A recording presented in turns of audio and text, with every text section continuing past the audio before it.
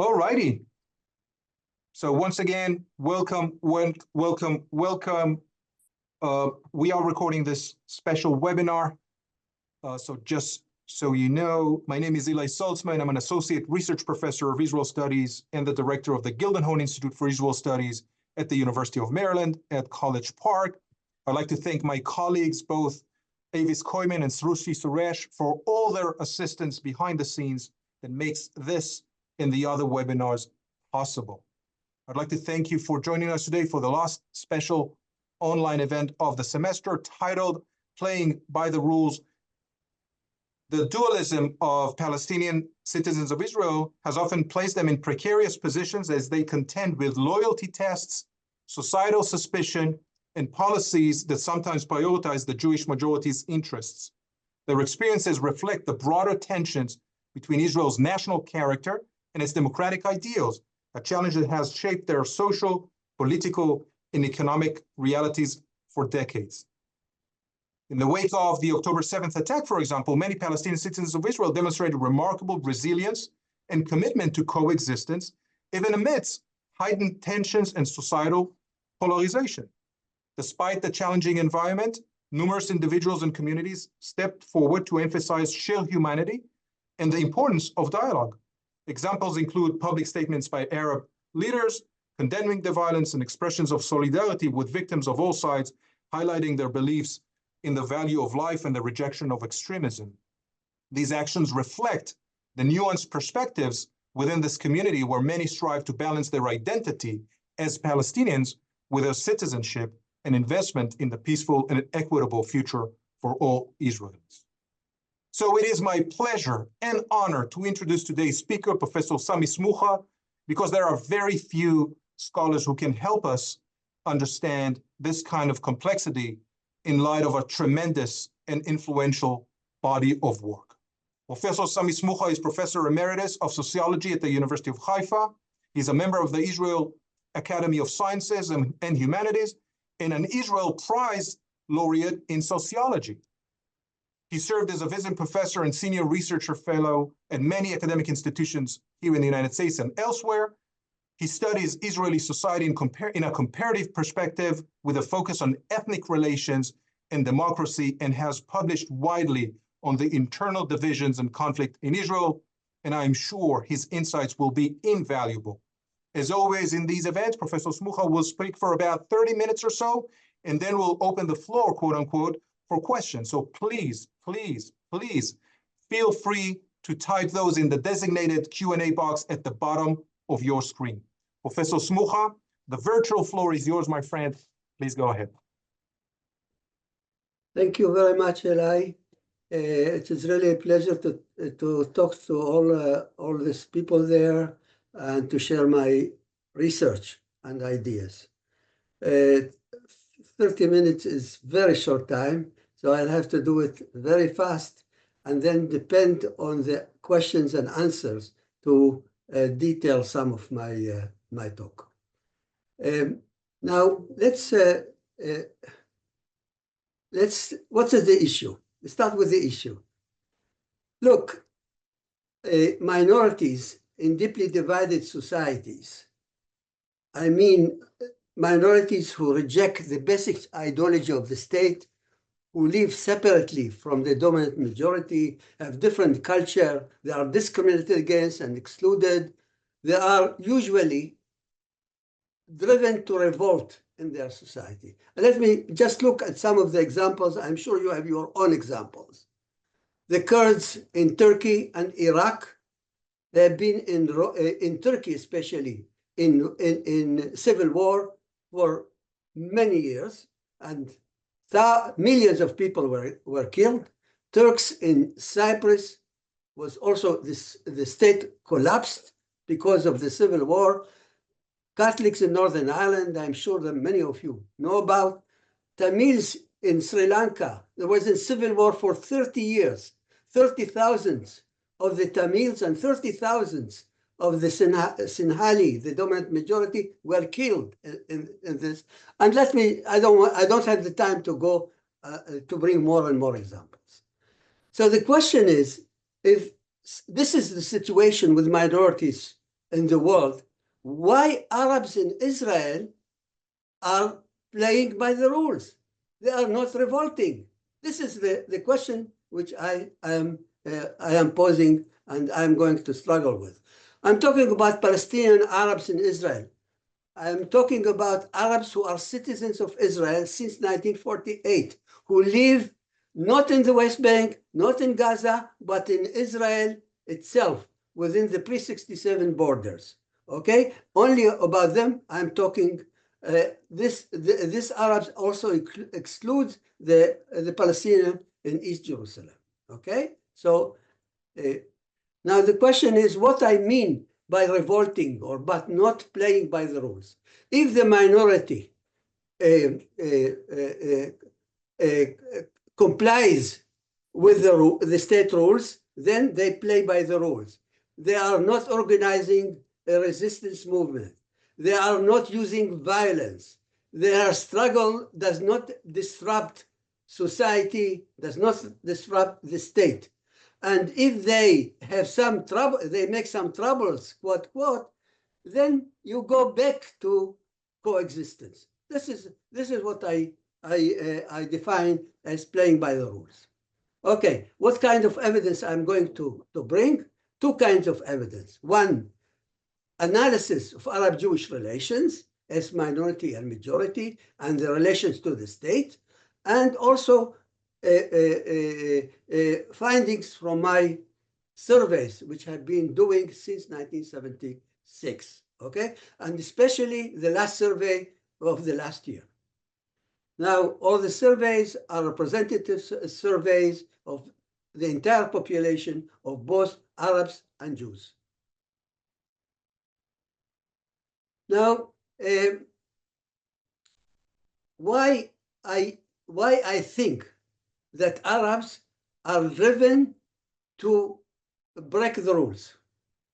I give you now several reasons why I think they are supposed or they are driven to break the rules, okay?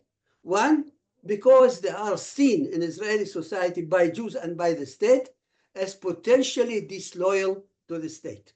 Why? Because they are part of the Palestinian enemy. They are Palestinians. So, and Israel is at war with the Palestinians. The Palestinians in Gaza, the Palestinians in the West Bank, and also in the diaspora. And the findings from a survey show that there is basic distrust between Jews and Arabs, between Arabs and the state. Jews believe that if an Arab in Israel defines himself or herself as Palestinian in Israel, then he and she cannot be loyal to the state and its laws. So to be Palestinian or Palestinian identity, it is considered to be potentially disloyal. This is one reason. The second reason is that Arabs in Israel are ideologically dissident. They reject the basic ideology of the state. The ideology of the state is Zionism. Arabs in Israel either not Zionist or anti-Zionist. That's the way they define themselves. And they see Israel as a Zionist state is a racist state. Okay, so it's clearly then they are potentially disloyal and ideologically dissident. So why should they obey by the rules? Now, but there are other reasons. The state policies are discriminatory against Arabs. It can be seen very easily that in funding of Arab localities, in funding of education, and so much. I don't have time to go into this. And Arabs also reject 97% of the Arabs in Israel reject the nation-state law, which was enacted in 2018. That it shows that Israel belongs to the Jewish people, not to its citizens, only to the Jewish people, whether they live in Israel or not living in Israel. The state belongs to them. So, of course, the Arabs in Israel reject this. And almost all of them believe there is a plenty of discrimination against Arabs in Israel. Okay. There are also exclusionary state policies toward Arabs. All state symbols are Jewish symbols. There is no Arab symbol in the state symbolic system. Arab political parties practically are not part of the government, so they don't participate in national decision making. Jews do not accept Arabs if they move to Jewish towns, and so forth and so forth. And one thing which is really always puzzles me, that 41% in the last survey of the Jews, they say they reject an Arab as a supervisor at their work. Not only as a friend, but it's also as a supervisor, which is against Zionism, because Zionism is for equality between Arab and Jewish individuals. Now, another reason, which is now the actual reason, is the October War. Now, during the last year, since the war, the eruption of the war, you know, I'm sure you are exposed the mass killing of Palestinians in the West Bank and Gaza, destruction of facilities and buildings in Gaza, but Arabs in Israel, as a minority, are not allowed to protest or what Israel is doing in Gaza. If they express sympathy for the Palestinians in Gaza, they will be taken to the police, interrogated, and some of them will be also put into court and punished. So it's very hard for an Arab to be in Israel today. Now, all this, despite all this I gave you 5 reasons, major reasons, why Arabs should revolt and not play by the rules. But clearly they play by the rules since 1948, not only in the last years. Israel had many wars with Arab countries, and also Palestinians have intifadas, revolts in 1987 and 2000. Arabs in Israel did not join the wars and did not join the intifadas. This is their own people, their own nation. They struggle. They have intense struggle to change, to improve their conditions in Israel, but they haven't used violence. So they haven't had any mass general strike, which really makes Israel not to function. They didn't do that. They don't boycott the elections. They don't go. Not all of them go to elections, of course, participate. But the part which is boycott is very small. Okay, so this is why I think that. But they are doing it not as individuals. They are doing it also as a community. They feel as a community they have to play by the rules, because playing by the rules, they see it as their own vital interest to do so.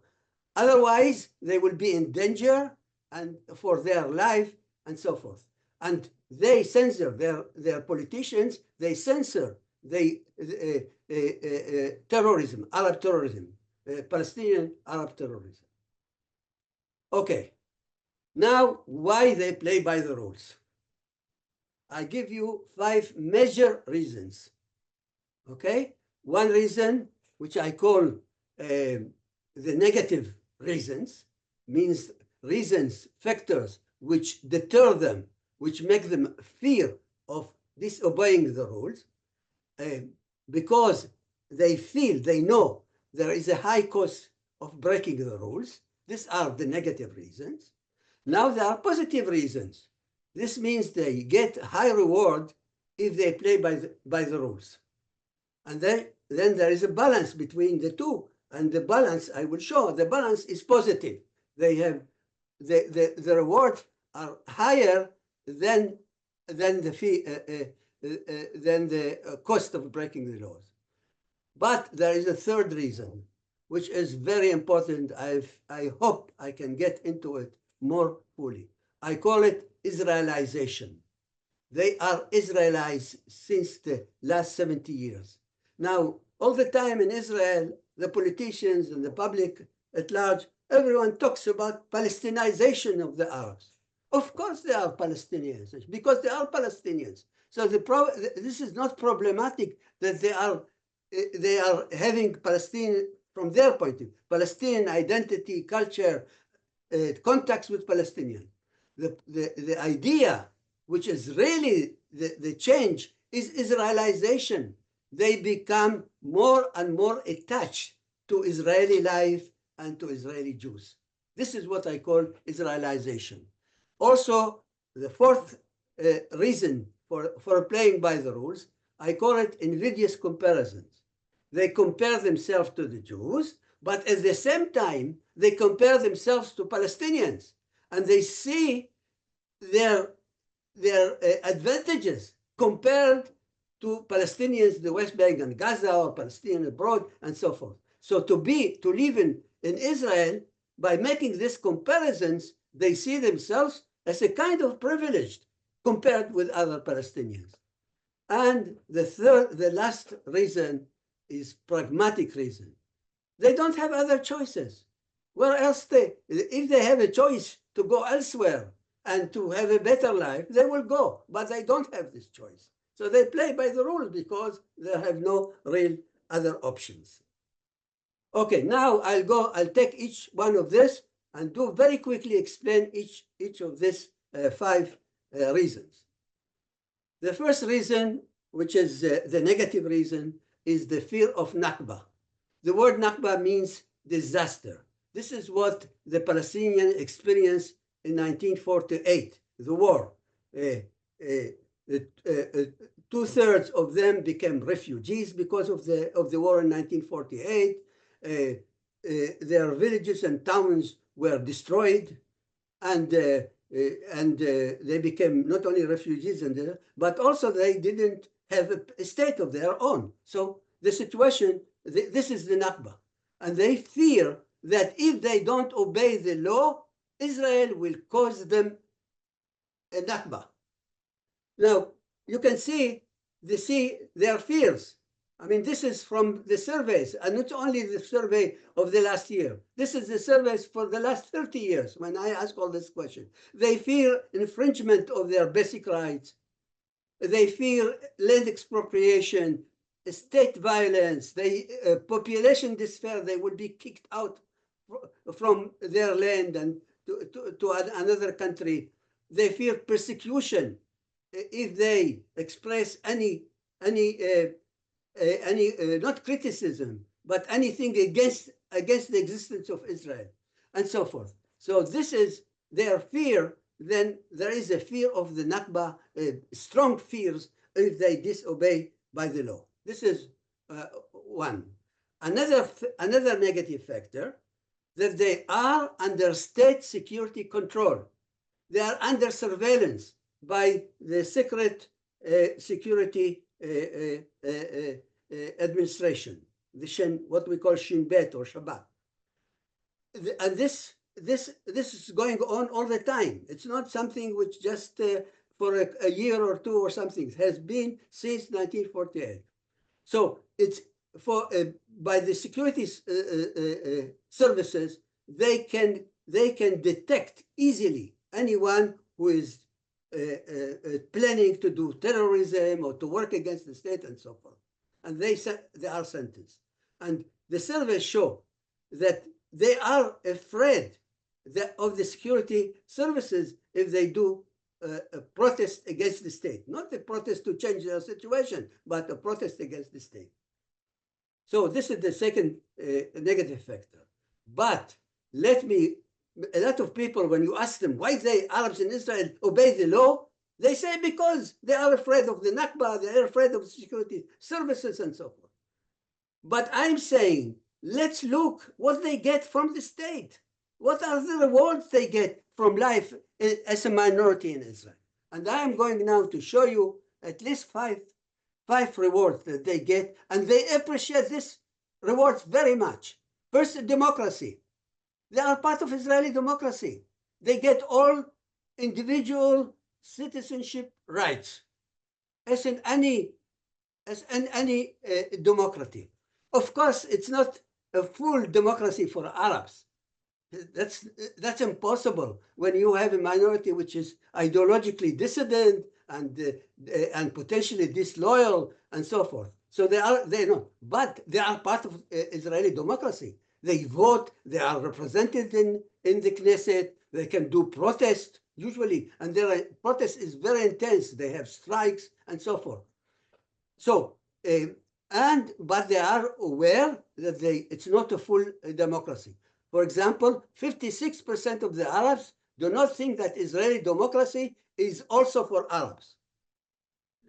More than half, they feel it's not really democracy for them as for the Jews. But they are part of democracy. Second, the second right is what I call ethnic collective rights. In other words, Arabs in Israel, they are unassimilable minority. They don't want to assimilate. They want to keep their separate identity, separate culture, separate language, and so forth.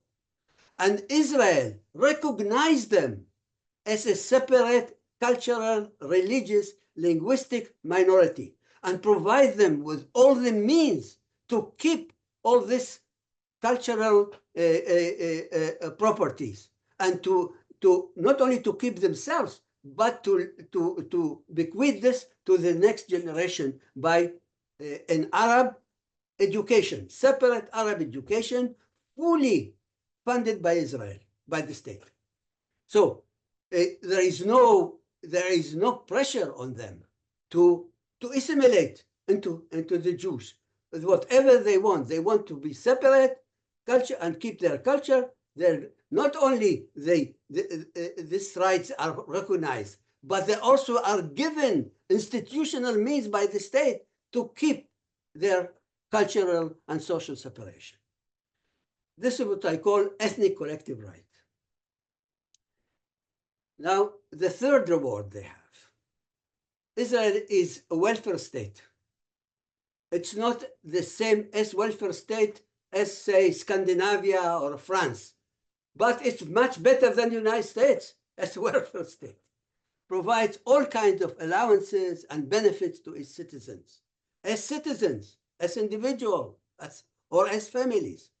So, since Arabs in Israel are in the lower classes, they get from the state twice as what they contribute to the GNP, because they get less, they earn less, so they don't contribute as much as they get from the state. They get, in Israel, there is a children allowance for every child. The family, the mother, gets a subsidy to keep the child. We have in Israel, as any welfare state, disability and unemployment benefits, old age pensions, of course, and even negative tax income. So if your income is very low, the state gives you money in order to not to be poor. So this is a kind of reward that all citizens get, including Arabs in Israel, and they appreciate very much. So this is the third reason. Now, the fourth reason, that Arabs in Israel are exempted from military service. You know, Israelis, there is a mandatory military service in Israel for men for 3 years, for women for two years, and then for 30 years also they go to the reserve. Arabs in Israel are exempted from that. This means they have advantage in income. For 3 years, men do not go to the army, so they can earn income. They are not wounded by the war, not dead by the war, and so forth. They don't have the traumas of the war.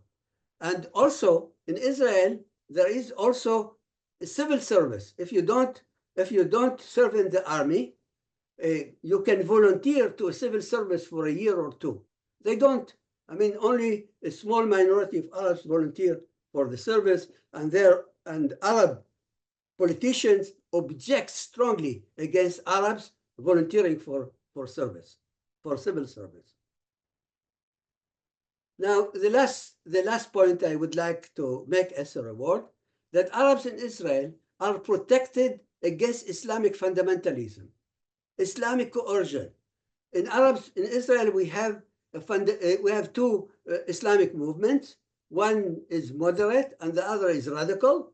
And the radical Islamic movement, the state outlawed this, but it works even if it was outlawed, because it uses all kind of community services, which gives to its supporters. And but the state, if you live in Israel, you know that Islamic movement cannot take over, as in Gaza or as in other places where the majority of the individuals are Muslims, and then the Muslim, if there is a Islamic fundamentalist movement that can take over, and you will have Islamic coercion about people how to dress and how to behave, what not to drink, and so forth. Okay. Now the sixth point of reward: Israel is a developed country. It is a country in which there is economic growth, and then people improve their life conditions from year to year, because Israel is not a poor country. It's all the time there's economic growth in the country. So, and the Arabs also enjoy this economic growth. And some researchers made a point that Arabs in Israel today, 25% of the population is in the middle class. Most of them still in the lower working and the lower classes, but 25% in the middle class, it's a real achievement for Arabs. Now, if we take the medical staff in Israel,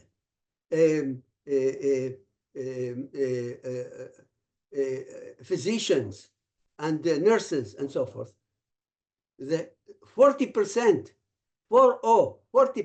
of this staff is Arab.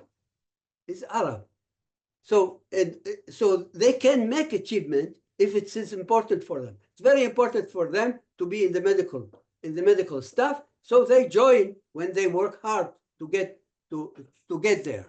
Now today, the representation of Arabs in the institution of higher learning, colleges and universities, is the same as their proportion in the country.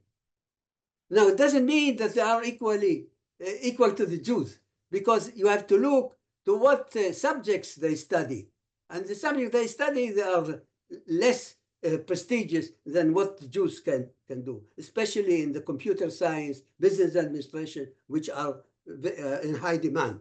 But still, they are equally represented, and most of these students are women instead of being big men. Now, so what I'm saying is that Arabs in Israel improve their socioeconomic conditions, and they believe they can do it in Israel. Okay, so these are the second factor. I said the first factor is the negative factor, then the second factor, the high rewards that they get. Now I'm going to the third macro factor, which I call Israelization. What I mean Israelization, the Arabs over the years have become bilingual and bicultural. In addition to their language, Arabic language and culture, they also absorb the Jewish culture and language. So, but not instead of their language and culture, but in addition to. So this makes them attach more and more to Israel. When they look at their future and their fate, they see their future and fate are tied strongly with Israel. So they are very much attached. When we ask them what in their life in Israel they appreciate, 87% they appreciate all these rewards, which I said, which I mentioned before. Okay, now let's go to the invidious comparisons. All the time, as a sociologist, I thought Arabs in Israel compare themselves only to the Jews. And then they feel discriminated against because they don't get the equal services and equal treatment by the state as the Jews. But more and more, I think that Arabs in Israel, they also make other comparisons, not just with the Jews. They compare themselves also with Arabs in Arab countries. And you remember the Arab Spring of 2011, which failed. So no democracy in Arab countries are also compare themselves with the Palestinians in the West Bank and Gaza, which their situation is miserable. They are under occupation.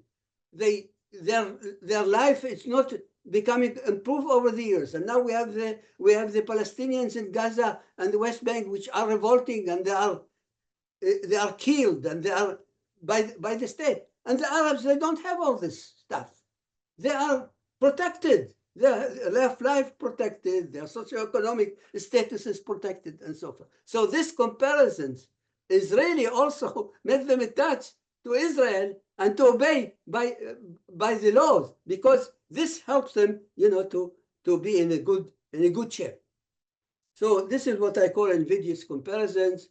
And another point which I would like to make in 2021, May 21. There was skirmishes between Arabs and Jews in the mixed Arab-Jewish cities like Haifa, Lid, Jaffa, and so forth. And this eruption was not controlled because the secret services and the police were not prepared. They didn't expect this to be that quickly. But now the secret services and the police are prepared, and so they can stop it, and the Arabs know that they can stop it. So there is nothing really happening in this mixed cities. And also there were a lot of NGOs, Arabs and Jewish NGOs, or mixed Arab and Jewish NGOs, which now they intervene to prevent skirmishes between Arabs and Jews. Okay, and the last point, the fifth macro factor for Arabs playing by the rules, that there is no pragmatic alternative for Arabs in Israel. I mean, what they can do? They can go to the West Bank and Gaza. That's much worse. Okay. Well, they can go to the West. They will not get visas for the West. Only the Christians who have Arab Christians who have relatives in the West, they can go. So in fact, they are here in Israel. Okay, conclusion. Unbelievable, 30 minutes. And now I take 3 minutes for conclusion. Life for Arabs in Israel is not easy. It's because they are not considered to be owners of the state. The state is owned by the Jews. They reject the basic ideology of the state. They are considered to be potentially disloyal because they are part of the enemy, the Palestinian enemy of the state. So this drives them, and they are also discriminated against. They are excluded from the government coalitions where decision making is made in the country. And so they fear that they have a lot of fears that the state can make them. So this is a reason for them not to risk what they get now, and they get a lot of things from Israel. I gave you 6 different rewards they get from Israel. But another main point, which is very important, they have been Israelized. They became bilingual by both Arabic and Hebrew, bicultural by both Arab and Jewish culture, and they have Jewish friends. They are accustomed to Jewish life in Israel. So they are attached to Israel. And also there are all kinds of bodies either police or NGOs, which also try to mediate between Arabs and Jews. Now, the question is Arabs playing by the rules a rational choice? Are doing it because they choose what is really good for them? This is something which theoretically can be discussed. Second, the question we say, okay, they will play by the rules, whatever will happen to them? I say no. I say no. I can think under what conditions will stop playing by the rules. I give you just 2 or 3 examples. If Israel will now expropriate lands from Arabs, they will revolt, because this is the most precious to them, the land. If Israel will disenfranchise them, will take their vote to the Knesset or to be represented in the Knesset, will revolt, because this means they will not become citizens. So, or if Israel will deport them, to other countries, or part of them to Arab countries, or play violence against them, they do. But Israel knows that under this condition they will revolt. So Israel is very cautious not to do that, even under the most right-wing government that we are having today. Thank you very much. Thank you so much, Professor Smucha. This was, I must say, not surprising, because I expected you to be insightful, as I said at the beginning of this event, and you really delivered in that sense. A lot of very interesting comments that you made, a lot of very pertinent observations, and we have a bunch of questions in the Q&A box. Please, I encourage you to write more and ask more questions. I think that Professor Smucha is certainly available and willing to engage on these issues. Let me start with a semantic comment or a question. How does that community define itself by itself? In other words, we used a couple of certain terms over the past 70-something years: Israeli Arabs, Palestinian citizens of Israel. Can you talk about how do they perceive themselves? What is the hyphenated relationship there between these two components of their identity? I investigated this very deeply, this question, and I got into the conclusion. There are three streams of identity among Arabs. One stream, that they are Arabs, Israelis, but not Palestinians. So this is one part of the Arabs in Israel. They say, we are Arabs, culturally Arab, linguistically Arab, we are part of the Arab nation and so forth, but we are not Palestinians. They don't see it. Now, the Druze, all of them, they say they are not Palestinians. But not only the Druze, but some of the Muslims, some of the Christians. About 1/3 of the Arabs in Israel say we are not Palestinians. The second part is what I call Palestinian in Israel. They synthesize Israeliness and Palestinianness, both, the two. They say we are Palestinians, but in Israel, not. So they are mentioning Israel as part of their identity. We are part of Palestinian people, but we are citizens of Israel. They call it, we are Palestinians in Israel. And this is the larger part of the Arabs in Israel. The third part, they reject Israeli identity. They say we are Palestinians, we are Palestinian Arabs, not mentioning Israel or their Israeli identity. Now, this is a smaller part. Now, smaller part, 15%, depends, sometimes 10%, sometimes 20%, but a smaller part. So the larger part, they are Palestinians in Israel. So this is which Israeli. Now, let me see their identity from their point of view. From the Arab point of view, to be Palestinian is completely legitimate and normal. But from the state's point of view or the Jewish point of view, the word Palestinian is disloyal. It means it's part of the enemy. If you say you are a Palestinian, you cannot keep the law. You cannot be loyal to Israel. So the real issue in Israel about identity is Palestinian identity. The Jews reject this possibility. From my point of view, I think Arabs are entitled to use Palestinian identity, and this doesn't make them disloyal to the state. They reject Zionism. We cannot expect them to be Zionists. I mean, no way for them to be Zionists. So there are really three parts of the Arab population with different respect of the identity of the Israeli and Palestinian identity. Fantastic. Shibli Telhami, Professor Shibli Telhami, who's the Sadat Chair on campus, a very good colleague of ours here, kind of made a comment that kind of relates to my first questions. I'm just going to reiterate that, although he also added a question. So here it goes for the comment.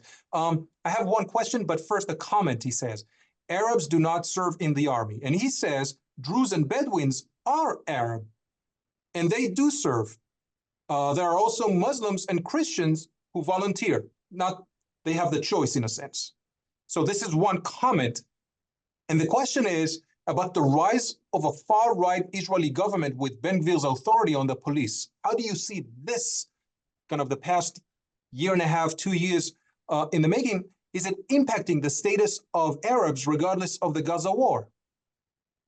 The first comment I accept fully, of course. But in a lecture of half an hour, you cannot go into all the details. But what's important that Arab identity is not an issue. Every Arab in Israel can say, I am an Arab, I am an Israeli. There is no problem with that because the state recognized them as Arabs. So this is not an issue.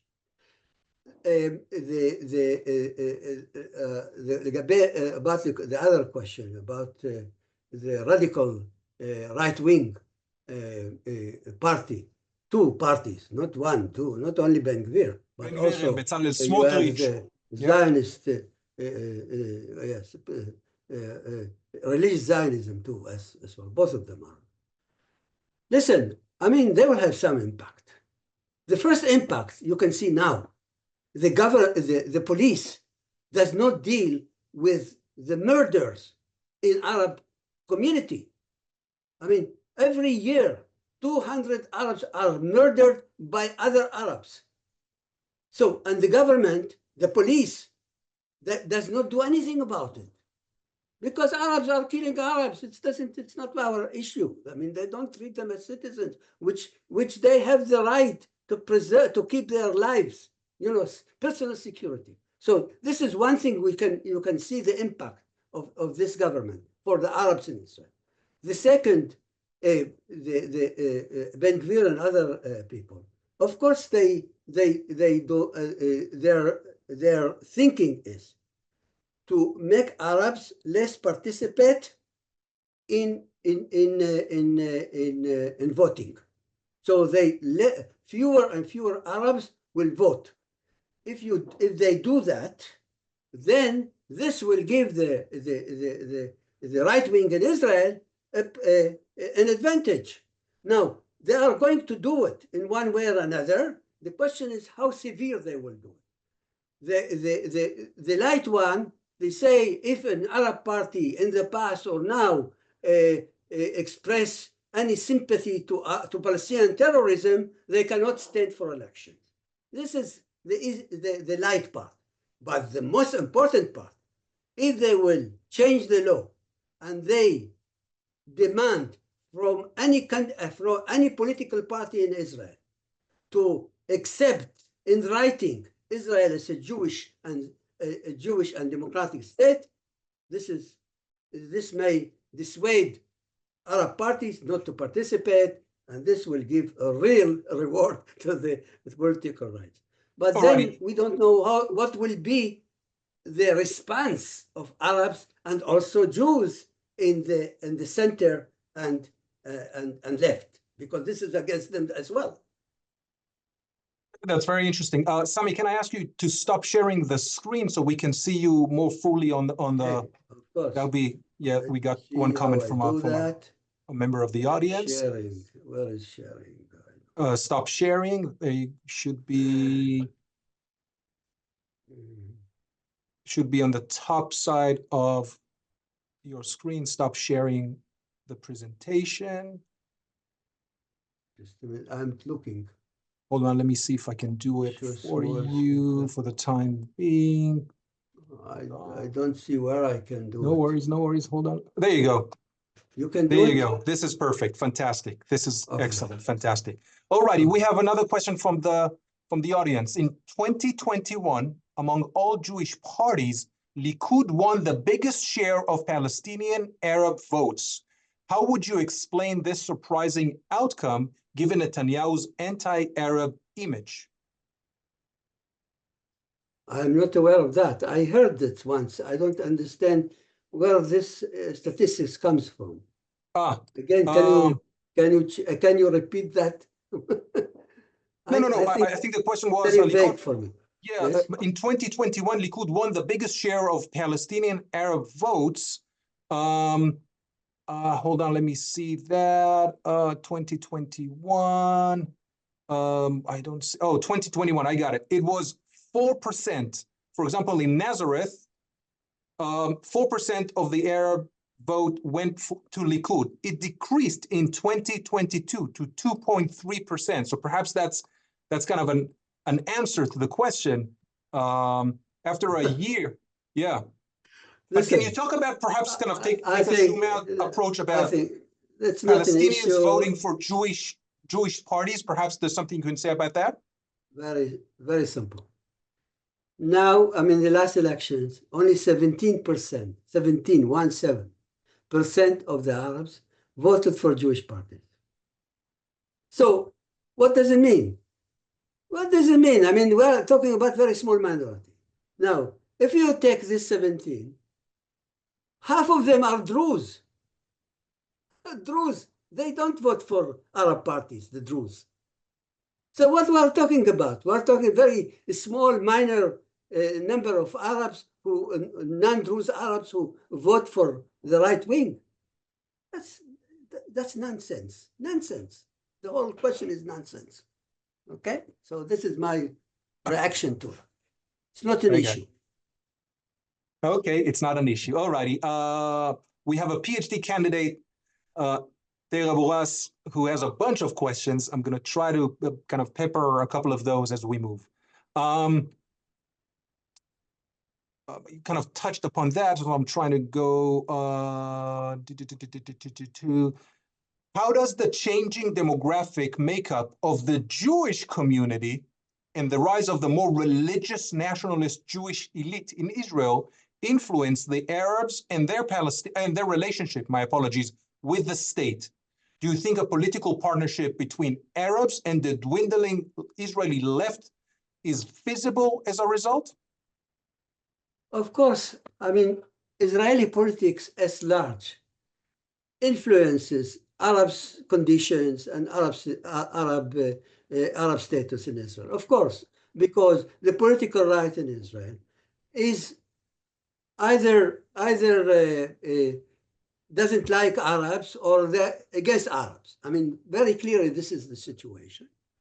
And whereas in the other side, they depend on Arabs. You know, if they want to go to the government, they have to get the Arab vote and the Arab support as well, of course. So now, if the religious in Israel, they are almost all of them on the political right. I mean, either they are ultra-Orthodox or Zionist, religious Zionists. All of them are on the other. So if they grow, of course, this will decrease the weight of the left and center, and of course also the impact of Arabs in Israel. Now, well, if you see in the Israeli Jewish thinking or talking, that they say, look, in 20 years, 30 years, the Israelis will take over. Listen, I mean, all this demographic forecast, they have no real base because you don't know really the factors. Who predicted in 1989 1.1 million Russian Jews and non-Jews came to Israel? Who predicted this? Nobody predicted it and changed the whole situation. And who can predict that in 20 years that 2 million Jews from the West will come to Israel?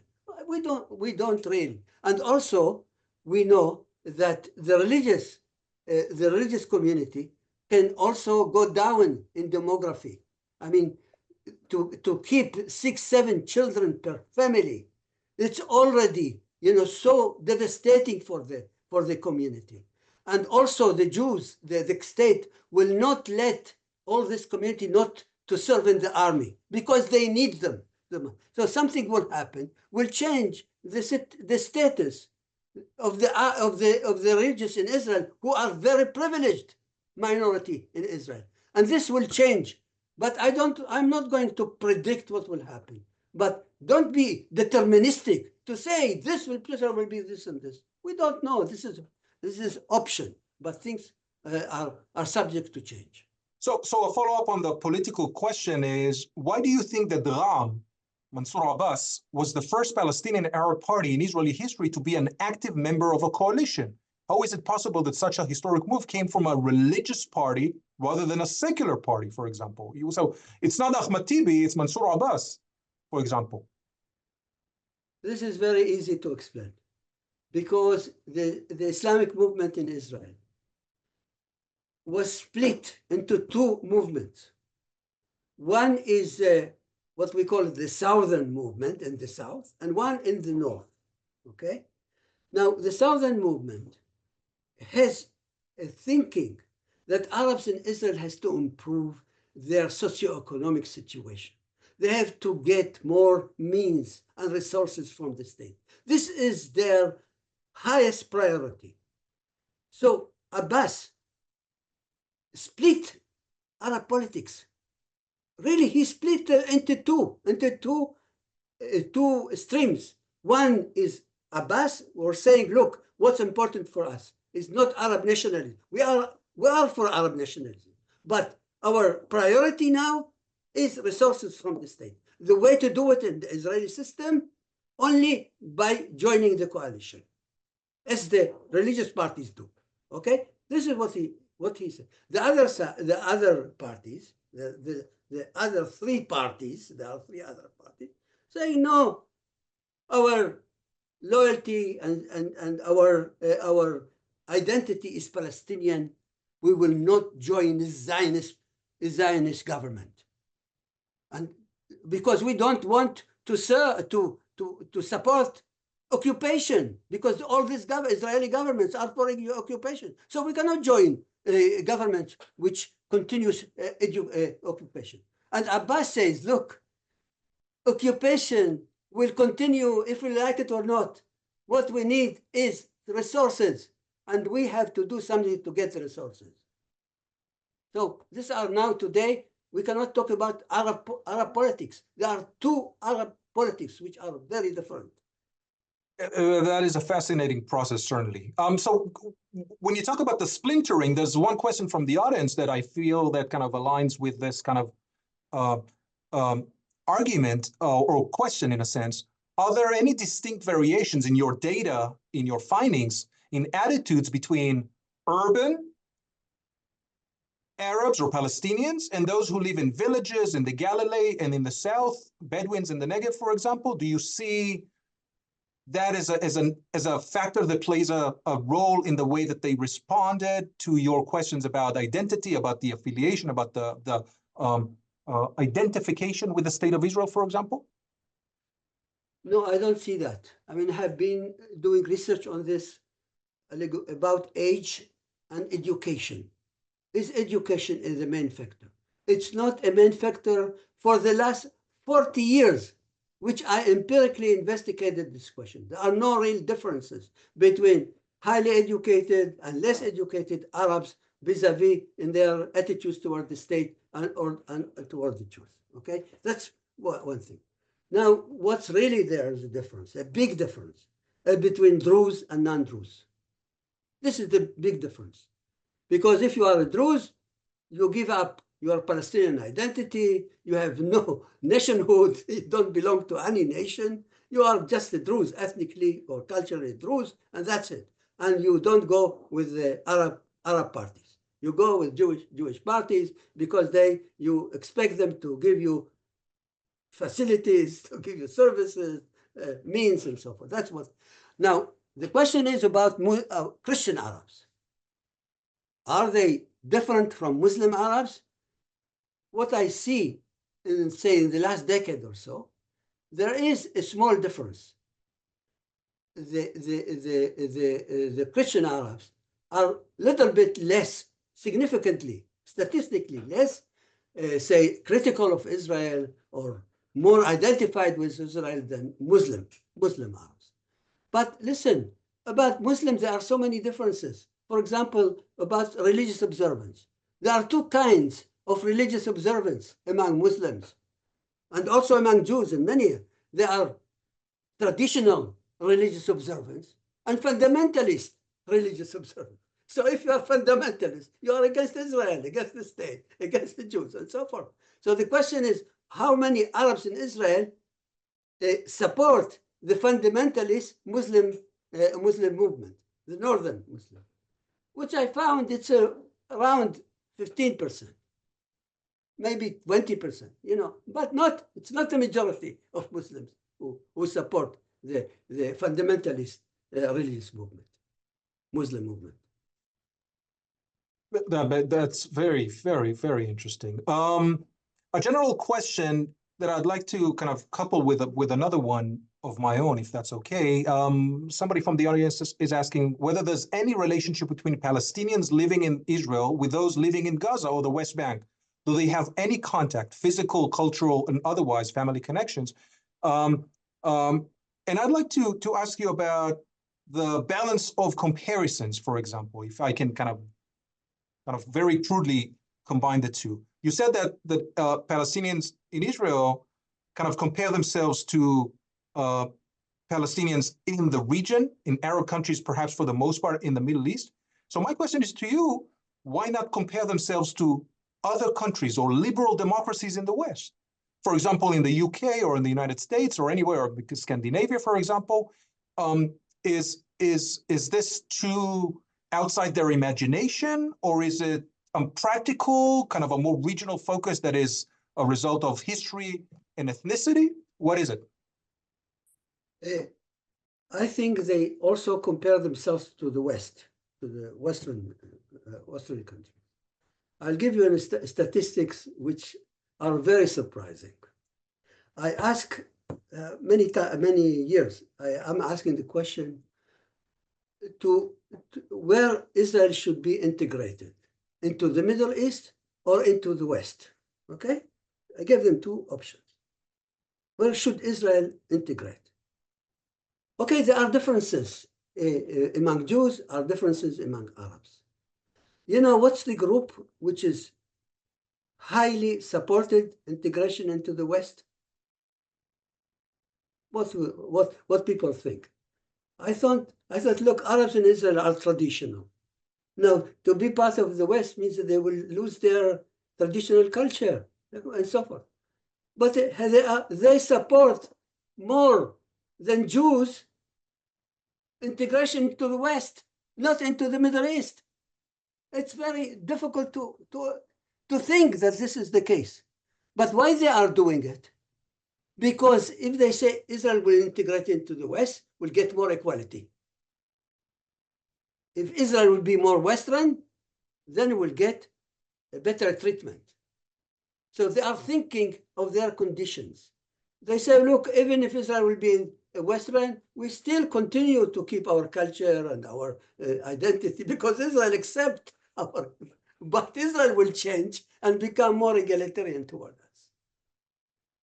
So this leads me to another question from the audience. And as I said in the beginning, one of your very significant contribution is the idea of Israel as an ethnic democracy. And the question from the audience is, do you think it's still relevant today? Is the concept still properly, accurately describing the state of Israel and the relationship between state and society, religion, ethnicity, Zionism, Judaism, and the state and other non-Jewish? Yes, I think it's still relevant, and I'll explain by making another distinction. There are ethnic democracies which are hardline, and ethnic democracies which are more balanced, more moderate. Okay, I said for years that Israel has been moving into the more moderate ethnic democracy. Okay, but the situation is changing. Now it's becoming more hardline. At least this law of 2018, the nation state law, makes Israel a hardline ethnic democracy. So, but the question is much, let me open up the question, but I don't have time, but just give a remark. You know what's happening now in the West? In the United States, in Japan, in other countries in the West, they are becoming less liberal and more ethnic democracies. This is in Eastern Europe. This is what's going to be in the United States as well, and so forth. So because in India, this is becoming terrible. I mean, India is changing from civil liberal democracy into an ethnic democracy by policies, by law is changing. You know, this is so this is the trend now in other countries. Other countries are changing from liberal to more ethnic.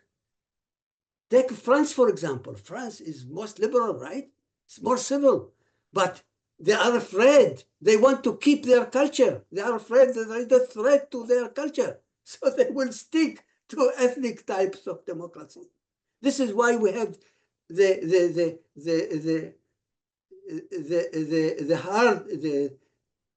fundamentalist right wing. This is what they want. They want an ethnic, hardline ethnic democracy. This is also in France and other places. And in Holland, the Netherlands, now also this issue.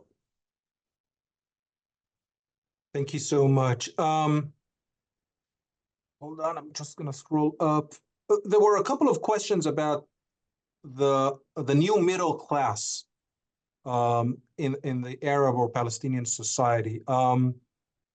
So in your view, this kind of increases the degree of integration to the Jewish community or to the Jewish society.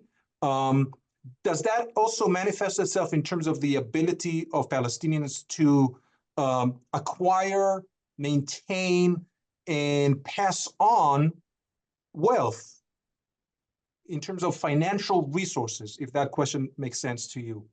Do we see that this is something that is transferable beyond the particular family that has done well, has increased, and was able to rise in the socioeconomic ladder? Does it stay within the family or within the community, so to speak? Yes, I think definitely it does. I mean, the rise of an Arab middle class means there is more education and more income, and change also of the lifestyle of the Arabs in Israel. And also it's going to the next generation. It's not just for the first generation. So I think this is, and this means also more integration into the state, more importance of resources than nationalism, than change of the character, the national character of Israel. So this is, but if you have a right-wing government which works against Arabs, then it's very hard. I mean, it will not it will stop this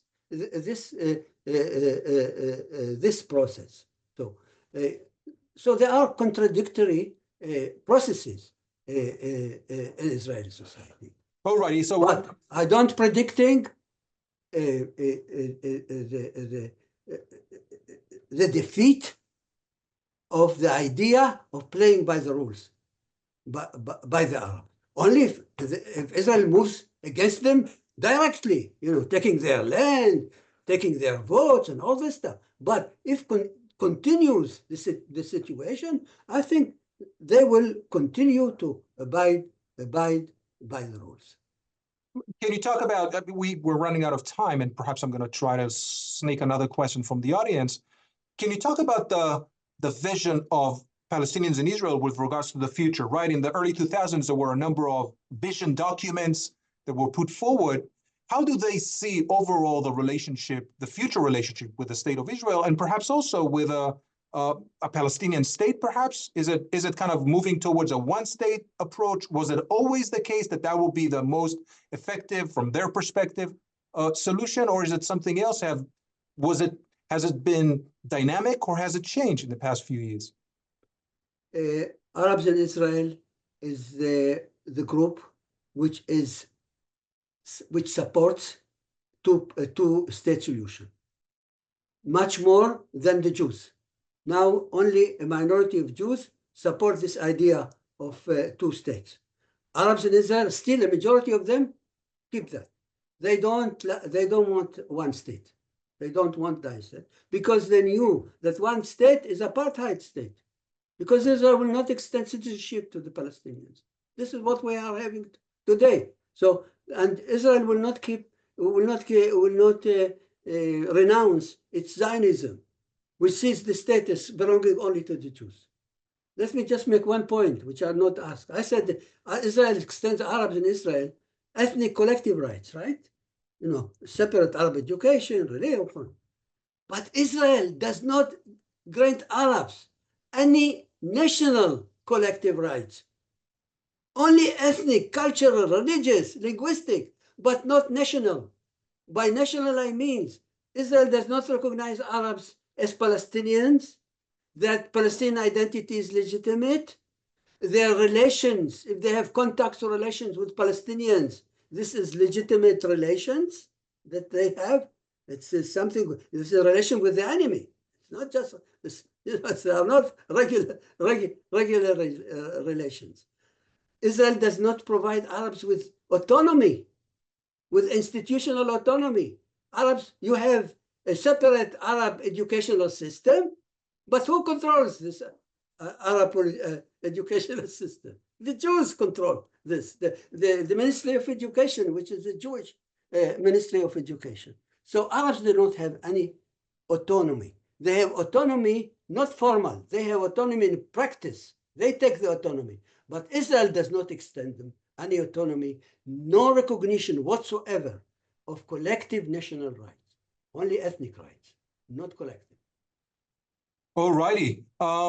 We're out of time, and I want to thank you for giving this fantastic talk. I want to thank the audience for attending this fantastic talk and apologize for the technical difficulties. We had some power outage earlier in the webinar, and so perhaps some of you saw a black screen or some technical issues there. Professor Smucha, thank you so much for attending and leading this conversation today. I think it's a very important, timely, and critical conversation to be had, and I appreciate that very much. Thank you very much for letting me sharing these ideas with all this audience, and thank you very much for the attention. Absolutely, always a pleasure to see you, my good friend. Take care, stay safe. Thank you so much, everybody, for attending. I'll see you in the spring semester. Take care, you all.